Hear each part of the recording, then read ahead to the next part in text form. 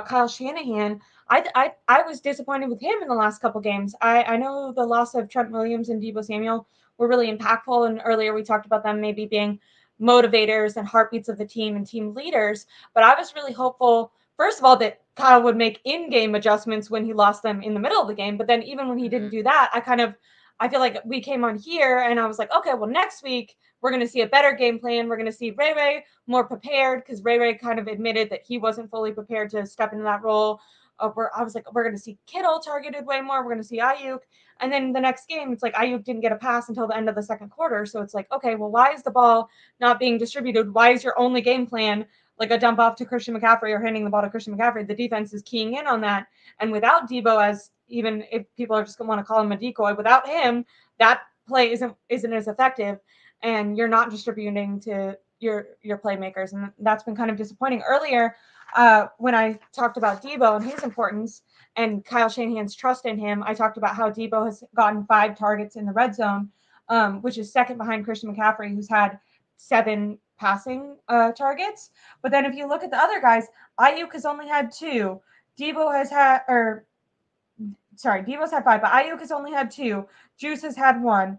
Bell has had 1. George Kittle has had 3. So it's like, you're not targeting your other guys in the red zone. And I understand Christian McCaffrey is scoring and going off, and a lot of those targets are going to him, even if it's not passing, it's running the ball. So he is scoring. But when you think about a team that's only scoring 17 points, you might think, hey, let's start, especially Ayuk. I would love to see him and George Kittle getting more opportunities closer to the end zone, and maybe, this offense putting up more points on the board. How do you feel about that?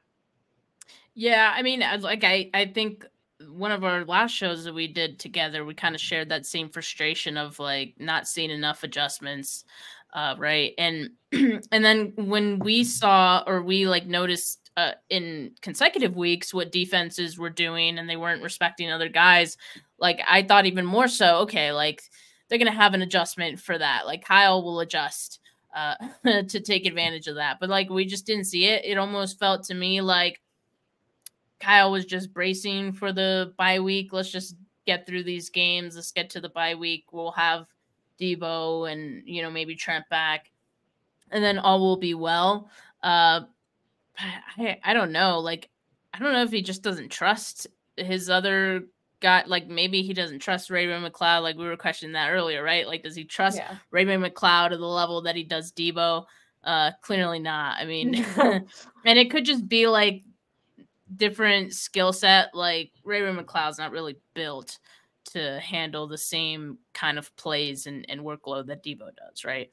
But also, I don't know, I felt like he could have done different things, but I'm also not I'm not some type of football genius. You're not. You don't want to be the next head coach. You don't think you? That's crazy. I called you on here because I thought you were gonna come out and be like, actually, I have the play calls written down, and I'm gonna bring out like the whiteboard and be like, see, this is what they should have done. But no, so I honestly, I don't have an idea of what they could have done different. I just know I kept seeing the same thing, and yeah, I was a little disappointed in that for sure.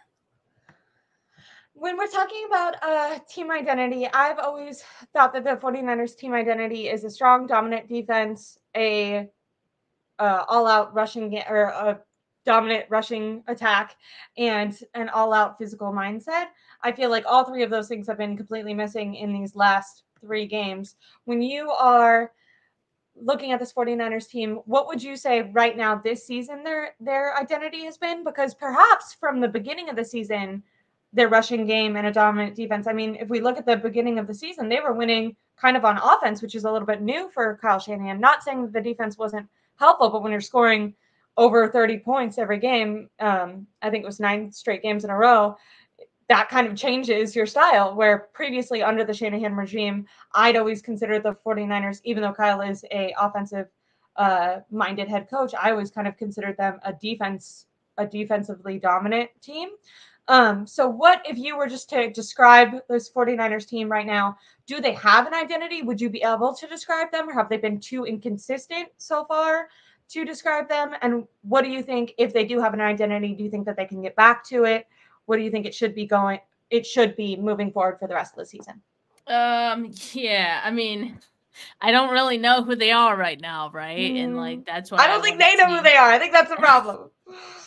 That's why I want to see what they look like after the bye week, and then I'll probably be like, okay, this is the same team for the first 5 weeks. Hopefully, like that's what I'm hoping, right?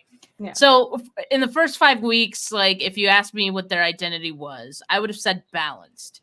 Because yes, in years past, it was like so defense heavy, and the offense seemed like it was just doing enough because a lot of it was trying to, keep Jimmy within like a good structure where he can be successful. And so there were some limitations to the offense because of that, right? So I think that's why they were very like defense heavy. And, you get into this year, new defensive coordinator, maybe not as dominant, but in those first 5 weeks, they were doing enough to get the job done. Maybe like, you were seeing some things you're not used to seeing, but they were bending and not necessarily breaking. At the same time, the offense was putting up points. So they were balanced because to me, like both sides of the ball were pretty good, like enough that you can beat teams by like 20 points, right? So that's what I would have said first 5 weeks.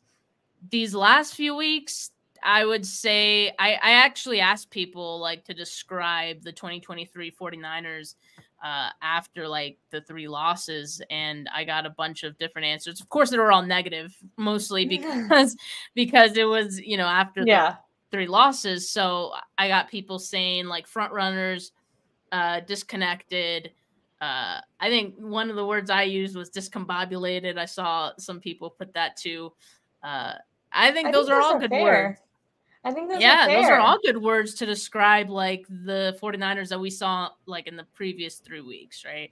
And so I don't really know which version we're going to see on Sunday. Yeah, that's just hard. And I think it's hard, like, because we've seen the 49ers go through these lulls, I still have like a delusional confidence about me that I'm like, they're going to go to the NFC Championship. I think they're also a little delusional too.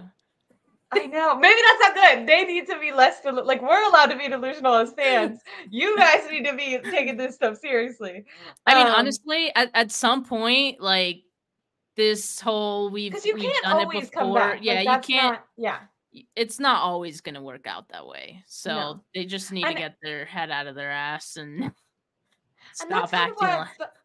That's kind of why complacent. I felt like Chris has a good one in the comments. Complacent is good. That's kind of why I felt like they started so hot, is because you heard Fred Warner, you heard George Kittle talk about kind of the effort that it takes to go, to the top of the hill, but not be able to reach, or to climb up the hill, but not be able to reach the top. You've heard other veterans talk about like, it feels like they played a whole extra season because they keep going this far. And there's like, I feel like there's only so much kind of disappointment that you can take before you start. I mean, this is the first season that we've kind of heard, not that they're throwing each other under the bus, because that might be a little bit too harsh, but we've heard Kyle like publicly criticize his defensive coordinator. We heard Nick Bosa kind of put out some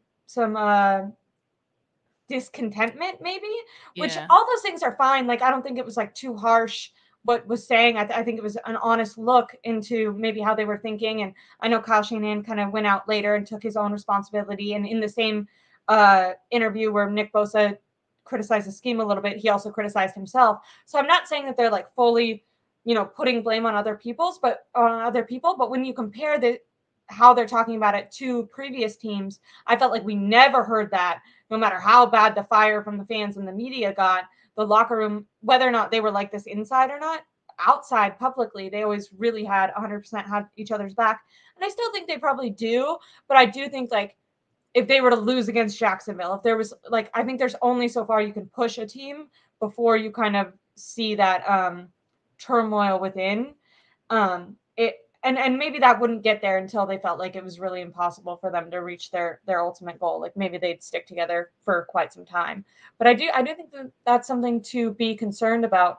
I think it was Vish who was pointing out like dominant defenses like that have never last over like 5 years. I think the longest one was that Legion of Boom era with the Seahawks, and it's only so long that you can have the same players be holding up that standard of play before you see a drop off, and you just hope that they kind of reach the mountaintop before they get there, because it'd be really disappointing if this team that we believe to be so great, currently they wouldn't even be remembered as the same as the Bills, because the Bills at least got to the Super Bowl every single time.